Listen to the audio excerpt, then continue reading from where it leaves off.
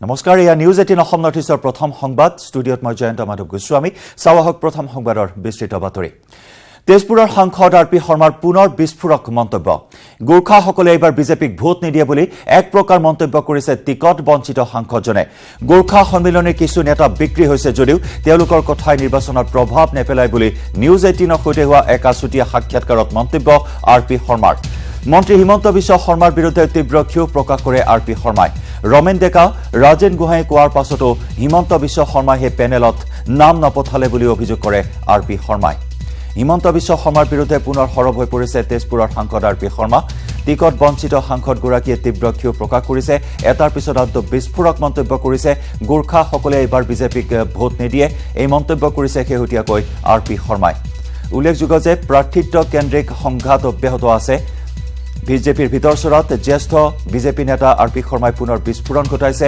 বিশেষকৈ বিজেপি পুৰণি বিজেপিৰ মাজত এক বৃহৎ ব্যৱধান হিমন্ত বিশ্ব শৰ্মাই যেতিয়াই বিজেপিত যোগদান কৰিছিল তেতিয়াৰ পৰাই হিমন্ত বিশ্ব শৰ্মাৰ সৈতে যেন এক শীতল যুদ্ধ অব্যাহত আছিল আৰপি শৰ্মাৰ আৰু তাৰ বাবেই যেন টিকটৰ পৰা বঞ্চিত হ'ল আৰপি শৰ্মা দিল্লীত সংবাদমেল পাতি হিমন্তৰ বিৰুদ্ধে সৰব হৈ পৰিছিল আৰপি শৰ্মা আৰু শেহতীয়াকৈ নিউজ 18ৰ সৈতে হোৱা এক আছুতীয়া সাক্ষাৎকাৰত পুনৰ হিমন্ত বিশ্ব শৰ্মাৰ বিৰুদ্ধে সৰব হৈ পৰে আৰপি শৰ্মা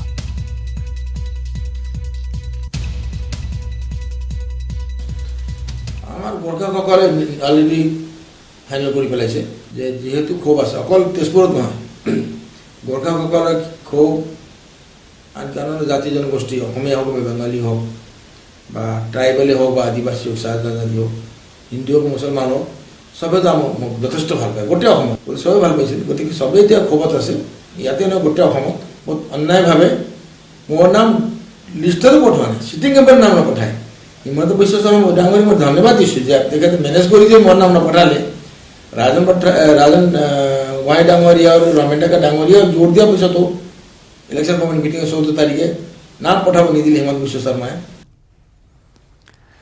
পূৰ্বৰ শত্ৰুসকল এতিয়া একলগ হৈছে কিন্তু উত্তৰ প্ৰদেশত তেওঁলোকৰ ভৰিৰ তলৰ মাটি খহিছে মায়াৱতীৰ নাও ডুবুডুবু হৈছে কিন্তু তথাপিও তেওঁ অত্যুৎসাহী বাৰে বাৰে পৰাজয়ৰ পিছত তেওঁ হতাশ হৈ পৰিছে তেওঁলোকে বিশেষ ধৰ্মৰ লোকক ভোট দিবলৈ আহ্বান জনাইছে নিৰ্বাচন আয়োগে হিয়া বিচাৰ কৰিব লাগে কল্পনা কৰক যদি কোনোবাই এনে ধৰণে হিন্দুৰ নামত ভোট বিচাৰিলেহেঁতেন তেতিয়া কি হ'লহেঁতেন সেকুলাৰ গ্যাংটো এতিয়া ক'ত গ'ল বতা উভতাই দিয়া গ্যাংটো এতিয়া ক'ত নেটৱৰ্ক 18ৰ গ্ৰুপ এডিটৰ ৰাহুল যোশীৰে হোৱা আছুতীয়া সাক্ষাৎকাৰত এনেদৰে মায়াৱতীৰ বিৰুদ্ধে শক্তি খেল এৰিলে প্ৰধানমন্ত্ৰী নৰেন্দ্ৰ মোদীয়ে मायावती जी ने ओपनली मुस्लिम्स को मुस्लिम से वोट मांगे कहा कि सिर्फ गठबंधन को वोट दीजिएगा वोट बंटना नहीं चाहिए उसके रहते वो इसी की नजर में भी आ गई ऐसे बयानों को आप कैसे देखते हैं लगातार पराजय के कारण हताश हुई मायावती जी इस प्रकार की बात कहे इसे मैं बहुत स्वाभाविक मानता हूं मुसलमानों को स्पेशल वोट करने के लिए अपील करे वगैरह एक तो ये इलेक्शन कमीशन का विषय है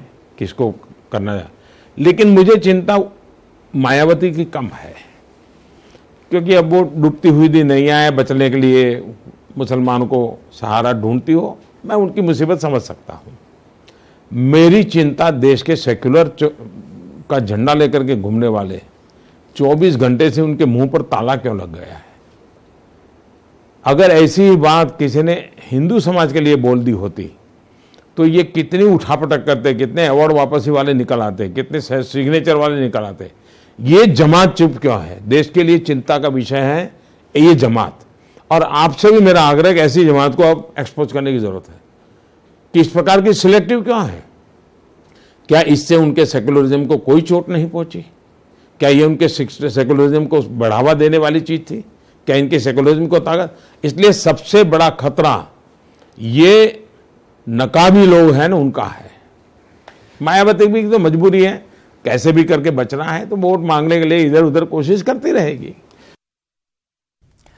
আৰু নিৰ্বাচনী ইস্তাহাৰত কংগ্ৰেছে আস্থা প্ৰত্যাহাৰৰ প্ৰতিশ্ৰুতিৰে দায়িত্বহীনতাৰ পৰিচয় দিছে কাশ্মীৰৰ দুখন আৰু আধা জিলাতহে আছে এই সমস্যা ইয়াৰ বিপৰীতে সমগ্ৰ কাশ্মীৰ উপত্যকা আৰু সমগ্ৰ জম্মু শান্তিপূৰ্ণ হৈ আছে ভাৰতবৰ্ষৰ সেনা এটা শান্তি ৰক্ষাকাৰী বাহিনী প্ৰয়োজনত আমি উত্তৰ পূবৰ পৰা আস্থা প্ৰত্যাহাৰ কৰিম কিন্তু কাশ্মীৰৰ পৰা আস্থা প্ৰত্যাহাৰ মানে আমাৰ জোৱানসকলক মুকলিকৈ ফাঁচি দিয়া মোদীয়ে দেশৰ জোৱানসকলক ক্ষতি হ'বলৈ নিদিয়ে আমি কাশ্মীৰক লৈ নেহৰু নীতি সন্দৰ্ভত গুৰুত্ব সহকাৰে পুনৰ বিবেচনা কৰিম বুলি সাক্ষাৎকাৰত মন্তব্য প্ৰধানমন্ত্ৰী মোদীৰ आप आफ्सपा को कैसे देखते हैं? क्या कोई एक टाइम बाउंड वे में उसको वो किया जाएगा?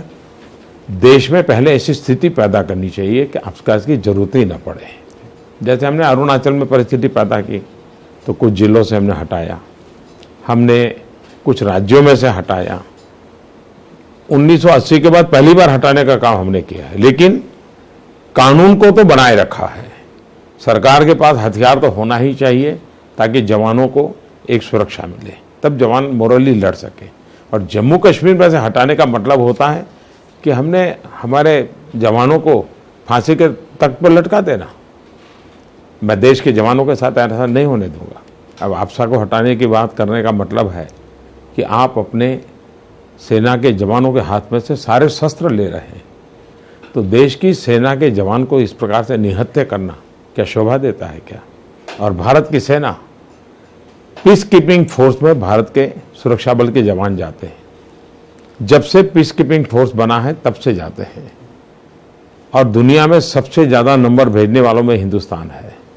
लेकिन अनुभव ये आया है कि इतने सालों में सारे दुनिया में भारत की सेना के लोगों की डिसिप्लिन, ड्यूटी के प्रति उनका समर्पण, इसकी भरचक सराहना होती रही है। बड़ा गौरवगान होता रहा है। आज हमारे ही देश के एक दल जो 50-60 साल तक सरकार चलाता रहा, वो आज इस प्रकार की भाषा बोले, इससे बड़ा दुर्भाग्य क्या हो सकता है?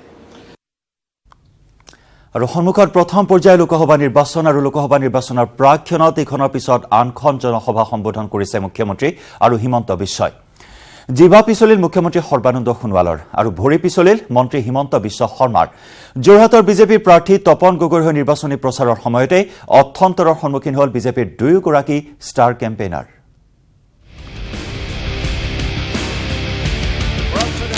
সকলে আশীৰ্বাদ দিয়ক তৰুণ গগৈ ডাঙৰীয়া, তৰুণ গগৈ ডাঙৰীয়া, সকলে আশীৰ্বাদ দিয়ক তৰুণ গগৈ ডাঙৰীয়া। হঠাৎ তৰুণ গগৈৰ প্ৰশংসাত পঞ্চমুখ মুখ্যমন্ত্ৰী সোণোৱাল। তৰুণ গগৈৰ হৈ আশীৰ্বাদ বিচাৰিলে সোণোৱালে। সকলে আশীৰ্বাদ দিয়ক তৰুণ গগৈ ডাঙৰীয়া, তৰুণ গগৈ ডাঙৰীয়া, সকলে আশীৰ্বাদ দিয়ক তৰুণ গগৈ ডাঙৰীয়া। নিৰ্বাচনী সভাত বিৰোধীক সমালোচনা কৰাটো কোনো অস্বাভাৱিক নহয়। ইতিমধ্যে কেইবাখনো নিৰ্বাচনী সভাত তৰুণ গগৈৰ বিৰুদ্ধে তীব্ৰ বাক্যবান নিক্ষেপ কৰিছে মুখ্যমন্ত্ৰী সোণোৱালে। বহি থকা ভকত নহয় তৰুণ গগৈও, কিন্তু হঠাৎ সোমবাৰে কি হৈ গ'ল এয়া।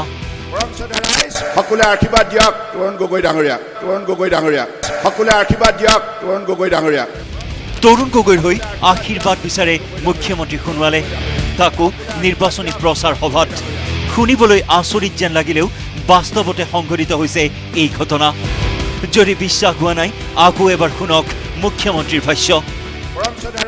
সকলে আশীৰ্বাদ দিয়ক তৰুণ গগৈ ডাঙৰীয়া, তৰুণ গগৈ ডাঙৰীয়া, সকলে আশীৰ্বাদ দিয়ক তৰুণ গগৈ ডাঙৰীয়া। তৰুণ গগৈ ডাঙৰীয়াক সকলোৱেই আশীৰ্বাদ দিয়ক। সোমবাৰে যোৰহাটৰ প্ৰাৰ্থী তপন গগৈৰ হৈ গোলাঘাটত নিৰ্বাচনী প্ৰচাৰ চলাইছিল মুখ্যমন্ত্ৰী সোণোৱালে, আৰু তাতেই জিভা পিছল খালে সৰ্বানন্দ সোণোৱালৰ। সকলে আশীৰ্বাদ দিয়ক তৰুণ গগৈ ডাঙৰীয়া। তপন গগৈৰ স্থানত মুখ্যমন্ত্ৰীয়ে ক'লে তৰুণ গগৈৰ কথা, কিন্তু মুখ্যমন্ত্ৰীৰ হাতত হাত ধৰি থকা তপন গগৈয়ে হতভম্ব হৈ চোৱাৰ পাছতহে ভুল ভাগিল সোণোৱালৰ। সকলে আশীৰ্বাদ দিয়ক তৰুণ গগৈ ডাঙৰীয়া, আমাৰ তপন কুমাৰ গগৈ ডাঙৰীয়া। ইফালে সোণাৰীত ভৰি পিছল খালে মন্ত্ৰী হিমন্ত বিশ্ব শৰ্মাৰ। সোণাৰীত ৰাইজক সাক্ষাতৰ সময়তেই লুটি খাই পৰিল হিমন্ত বিশ্ব শৰ্মা।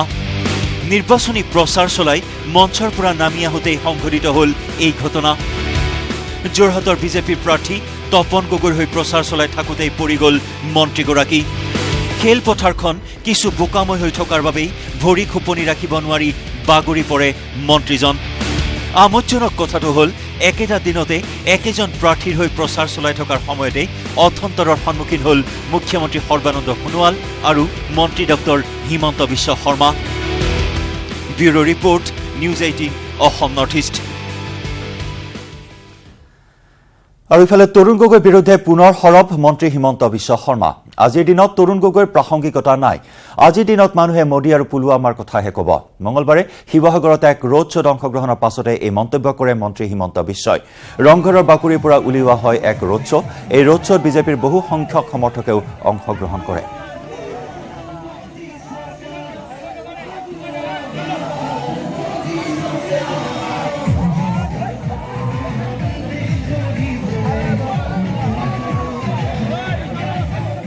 আপোনালোকে এই পৰিৱেশত কিবা তৰুণ গগৈৰ প্ৰাসংগিকতা আছে বুলি ভাবে নেকি? পিছফালে ঘূৰি চাওকচোন। যি মানুহৰ প্ৰশ্ন কৰক, আজিৰ দিনত মানুহে মোদীৰ প্ৰশ্ন শুনিব খোজে, পুলৱামাৰ কথা শুনিব খোজে। আজিৰ দিনত কোনোবাই তৰুণ গগৈৰ কথা শুনে নেকি বাৰু কওকচোন? এইটো আপুনি এই প্ৰশ্নটো আপুনি আপোনাকে কৰি লওক, উত্তৰ আপুনিয়ে পাব। টকা লৈ আন্দোলন কৰি আছে অখিল গগৈয়ে। এই বিস্ফোৰক অভিযোগ বিটিচি প্ৰধান হাগ্ৰামা মহিলাৰীৰ। অখিল গগৈয়ে টকা খোৱাটো ডাঙৰ কথা নহয়, এবাৰ এফালে আনবাৰ আনফালে খায়। প্ৰমোদ বড়োৰ বিৰুদ্ধে বিস্ফোৰক মন্তব্য হাগ্ৰামাৰ। ভোটাৰৰ নামত টকা লৈ জেপত ভৰাইছে প্ৰমোদ বড়োৱে। প্ৰমোদ বড়ো আৰু অখিল গগৈৰ বিৰুদ্ধে বিস্ফোৰক মন্তব্য বিটিচি প্ৰধান হাগ্ৰামা মহিলাৰীৰ। অখিল গগৈৰ বিৰুদ্ধে বিস্ফোৰক মন্তব্য যে টকা লৈ আন্দোলন কৰি আছে অখিল গগৈয়ে। অখিল গগৈয়ে টকা খোৱাটো ডাঙৰ কথা নহয়, এবাৰ এফালে খায় আনবাৰ সেইফালে খায়। আনহাতে প্ৰমোদ বড়োৰ বিৰুদ্ধেও সৰব হাগ্ৰামা। ভোটাৰৰ নামত টকা লৈ জেপত ভৰাইছে প্ৰমোদ বড়োৱে। অখিল গগৈতো এনেকুৱা পইচা খোৱাটো নতুন কথা নহয়, বহুত আগৰ পৰাই এনেকুৱা কেতিয়াবা এইফালে পৰা খায়, কেতিয়াবা এইফালে পৰা খাই আন্দোলন কৰি আছে। এইটোৱেই প্ৰমোদ বড়োটো কি, ইয়াৰ কথাটো কি ক'ম? যিটো পইচা ৰাইজে পাব লাগিছিল, ৰাইজক দিব লাগিছিল, এই পইচাটো প্ৰমোদ বড়োৱে খাইছে, নিজে খাই দিছে। চব বিজেপিক ভোট নিদিবলৈ আহ্বান সদৌ অসম আদিবাসী ছাত্ৰ সন্থা চমুকৈ আছাৰ। নিৰ্বাচনী ইস্তাহাৰত বিজেপিয়ে নাগৰিকত্ব সংশোধনী বিধেয়ক গৃহীতকৰণৰ প্ৰতিশ্ৰুতি দিয়াৰ পাছতে ক্ষুব্ধ আছা।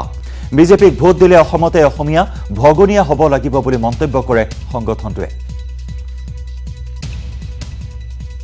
আমি কৈছো যে অসমবাসী ৰাইজে, স্বাভিমানী অসমীয়া ৰাইজে, চাহ শ্ৰমিক ৰাইজে, আদিবাসী ৰাইজে বিজেপিক ভোট দিব নালাগে।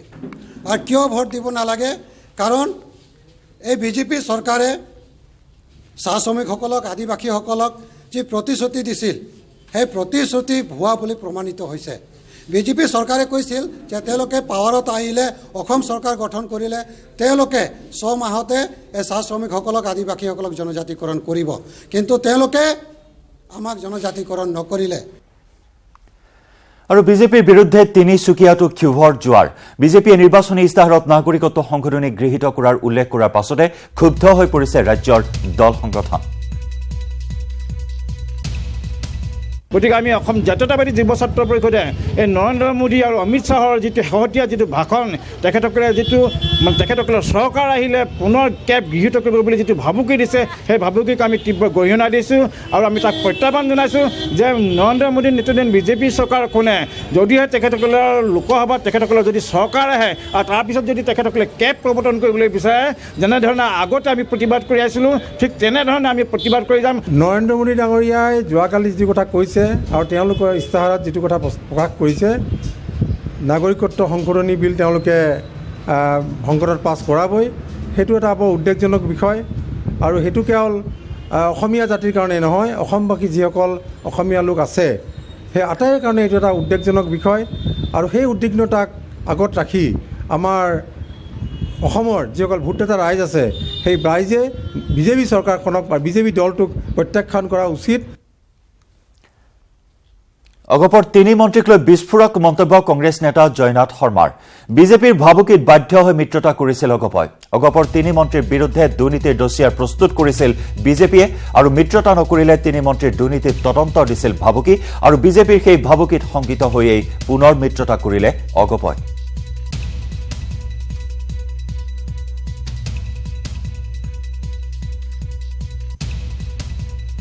তিনিগৰাকী মন্ত্ৰীৰ কেতবোৰ দুৰ্নীতি বিষয় তেওঁলোকে আলোচনা কৰিছিল যে এই দুৰ্নীতিৰ বিষয়সমূহ আমি যদি ব্যৱস্থা ল'ব নালাগে তেনেহ'লে মিত্ৰতা তোমালোকে ৰক্ষা কৰা।